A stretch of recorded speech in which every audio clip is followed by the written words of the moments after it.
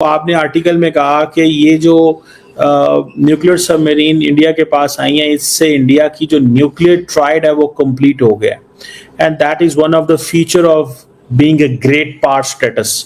जो nuclear deterrence होता है उसका कॉन्सेप्ट बेस्ड करता है सेकंड स्ट्राइक कैपेबिलिटी पे।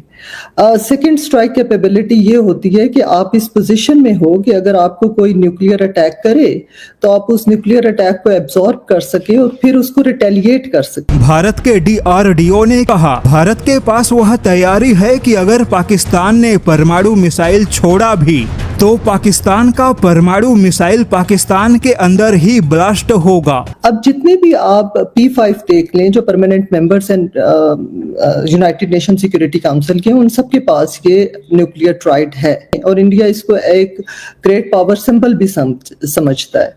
इंडिया, उन्होंने यही कहा था कि now we have joined great power club, और हमने एक डेवलप्ड कंट्रीज क्लब जो है उसको ज्वाइन कर लिए।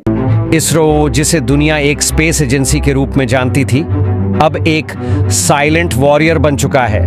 मिसाइल्स, रॉकेट्स और सैटेलाइट्स का ऐसा जाल तैयार हो चुका है जो किसी भी दुश्मन को कभी भी पकड़ सकता है।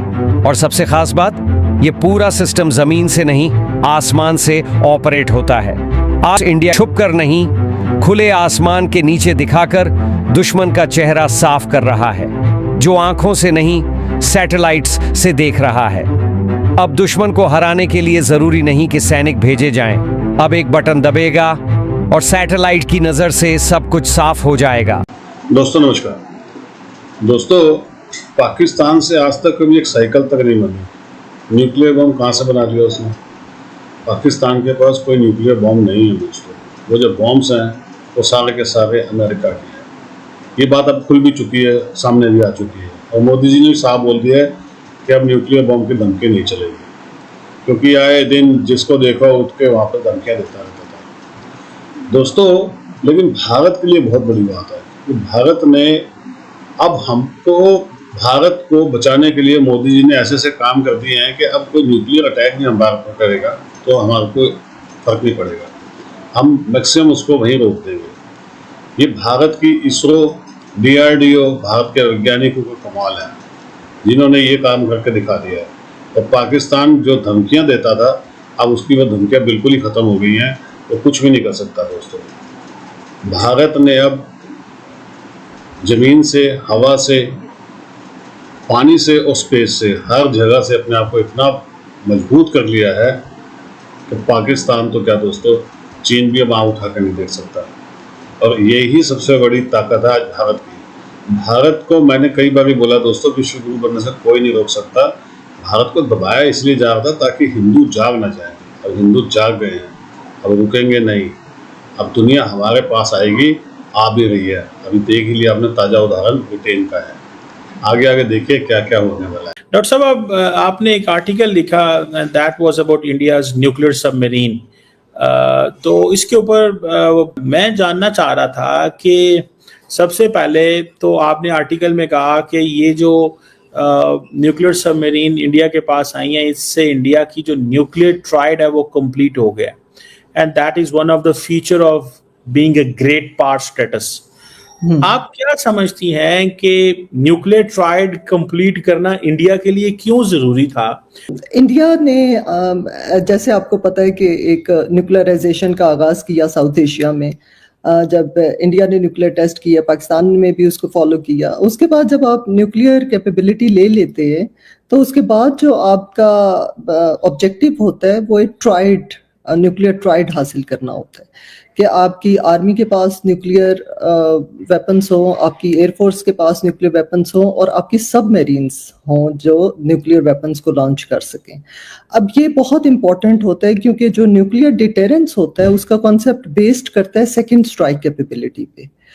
सेकंड स्ट्राइक कैपेबिलिटी ये होती है कि आप इस पोजीशन में हो कि अगर आपको कोई न्यूक्लियर अटैक करे तो आप उस न्यूक्लियर अटैक को एब्जॉर्ब कर सके और फिर उसको रिटेलिएट कर सकें, कि आप कंप्लीट डिस्ट्रॉय ना हो जाए उस न्यूक्लियर अटैक में, बल्कि आपके पास कैपेबिलिटी हो कि आप उसको स्ट्राइक बैक कर सके।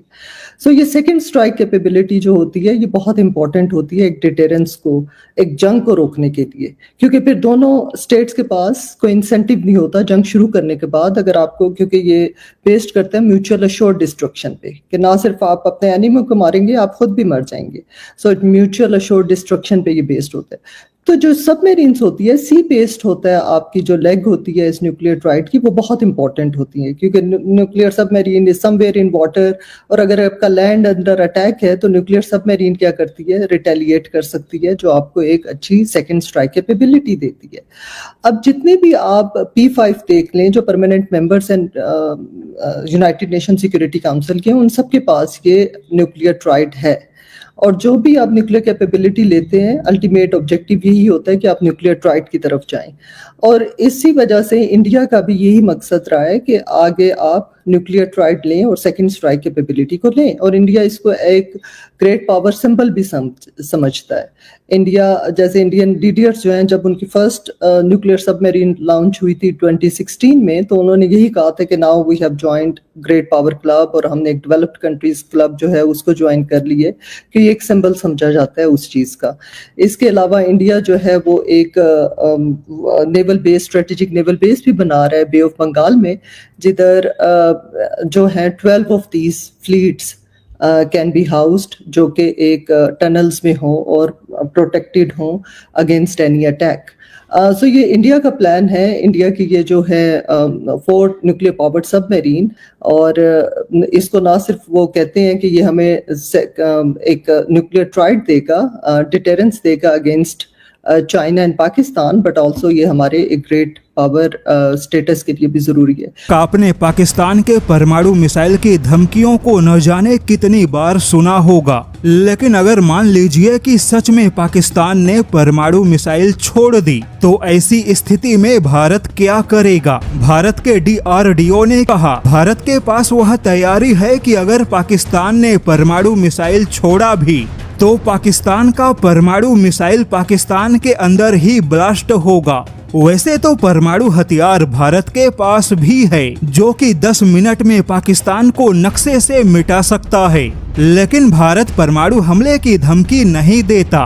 वहीं भारत के पास में परमाणु हथियार होने के साथ एक ऐसी ताकत भी है जो पाकिस्तान के परमाणु मिसाइल को पाकिस्तान के ऊपर ही गिरा सकता है, और भारत की यह ताकत बैलिस्टिक मिसाइल डिफेंस यानी कि BMD है। क्योंकि इंडिया नॉट ओनली एक रीजनल लेवल पे बट इन इंडो पैसिफिक में भी एक मेजर रोल प्ले करना चाह रहा है, जिसमें इंडिया चाह रहा है कि इंडियन ओशन वो उसका एरिया ऑफ इन्फ्लुएंस हो, और इसके लिए नेवल पावर जरूरी है। पाकिस्तान जो है, आपने पाकिस्तान का भी जिक्र किया, पाकिस्तान कितना वल्नरेबल है इससे?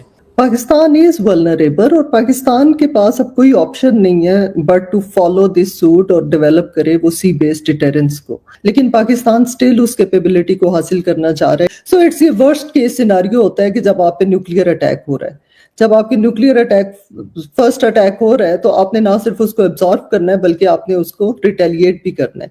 सो Pakistan is in a very vulnerable position, जहां पाकिस्तान को मेक श्योर करना है कि वो अपने नेशनल इंटरेस्ट को डिफेंड करें, but ultimately in the long term Pakistan has to follow that के नेवल कैपेबिलिटी की तरफ जाए, बिकॉज इंडिया की ये बहुत एक्सपेंसिव लॉन्ग टर्म कैपेबिलिटी है जो कि पाकिस्तान इग्नोर नहीं कर सकता। सुना दोस्तों, ये है सच्चाई। आज भारत को कोई नहीं रोक सकता, क्योंकि nuclear bomb banana is a very difficult job, लेकिन न्यूक्लियर से बचना भी तो है। वो कैसे बचेंगे? सबसे जरूरी चीज़ तो वो है, नहीं तो कोई भी आगे हमारे को धमका लेगा। आज पाकिस्तान की धमकियां क्यों नहीं आती हैं? आपने कभी सोचा है? आज से 1-2 साल पहले आप घर के अंदर से इनकी आवाज़ें आती थी, अब नहीं आती हैं, अब कोई नहीं बोलता। सबको समझ में आ गया है कि कुछ नहीं होगा इससे भी। भारत आज इतना पावरफुल हो चुका है कि कुछ नहीं कर सकेंगे हम हमारे न्यूक्लियर बॉम्ब से। दोस्तों देखिए, बात यह है कि भारत ने सिर्फ एक ही चीज़ सोची है जिंदगी में, वो यही है कि हमें अपनी सुरक्षा करनी है और अपने आप को आगे लेके जाना है, जो भारतीय कर भी रहे हैं। लेकिन पाकिस्तान ने सारी जिंदगी एक ही चीज़ सोची है कि भारत को कैसे पीछे करना है। उसने कभी अपने बारे में तो सोचा ही नहीं है। वो दिन रात उठते बैठते सोते गाते यही चीज सोचता रहता, भारत क्या कर रहा है, भारत आगे क्यों नहीं कर रहा है, उसको कैसे रोकना है। वो इसी चक्कर के अंदर बर्बाद होता जा रहा है। चीन भी उसी रास्ते पे चल पड़ा था, लेकिन अब चीन को समझ आ गई कि भैया पाकिस्तान तो है ही बर्बाद, मैं ही बर्बाद हो जाऊंगा। और काफी हद तक अब चीन नीचे भी आ चुका है। अभी देखिएगा चीन भी कैसे आएगा, धीरे धीरे वो भी लाइन पे आ रहा है। फिर पाकिस्तान को निपट लेंगे आराम से। कमेंट्स कीजिएगा, वीडियो को लाइक और चैनल को सब्सक्राइब जरूर कीजिएगा। Thank you very much.